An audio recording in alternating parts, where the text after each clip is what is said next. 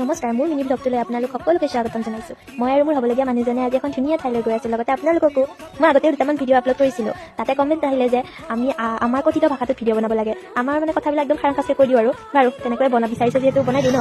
আমি আহি ঠিকে পালোঁ, কিন্তু আকৌ এটা দুৱাৰমুখত আমাক ৰখাই দিলা। ইয়াতে বোলে টিকেট কাটব লাগিব। টিকেট কাটি একে সোমাই গ'লোঁ গাড়ী লৈ। আমি বাইকতহে আহিছোঁ। গতিকে এইখন চাইডত বঢ়িয়াকৈ একদম কমলা আইচক্ৰীম গাড়ী ঢেৰ গাড়ী পিকনিক খাব আহিছিল। শিক্ষামূলক ভ্ৰমণত আহিছিলে মানে এনেকৈ গাড়ীখন পাৰ কৰি আৰু ৰক্ষা নাই আমি আহিছোঁ। ফটো থবা দিছোঁ, ভিডিঅ' বনাই দিছোঁ মানুহটোক আৰু আমি দুটাহে আহিছোঁ।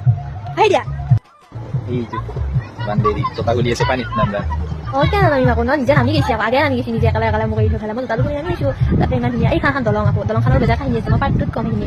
তাৰপৰা আহিলে ইমান ধুনীয়া একদম পানী কি ধুনীয়া আমি ইমান ধুনীয়া ঠাইত আছোঁ ভৰিপূৰ্ণ মনোমোহা দৃশ্য একদম বঢ়িয়া লাগছে। তাৰপৰা আকৌ জোতা চেণ্ডেল খুলি লৈছোঁ নহয় আৰু ৰক্ষা নাই আহিছোঁ আহি আকৌ বেছি দৌৰি মাৰি দিছোঁ। তাৰপৰা পানী নাম্বা পালি আৰু কি লাগে একদম মাছ চাছ আছে তাতে ঢেৰ। তাৰপৰা এখন চলি দুটা আছে শিক্ষামূলক ভ্ৰমণত যোৱা চলি আমি হাতত উঠোৱা হেঁতে আকৌ আইচি কৰি থ'লে এইগিলাই ভাল আকৌ আহি মাতি দিব তাকে দলংখনত উঠি মই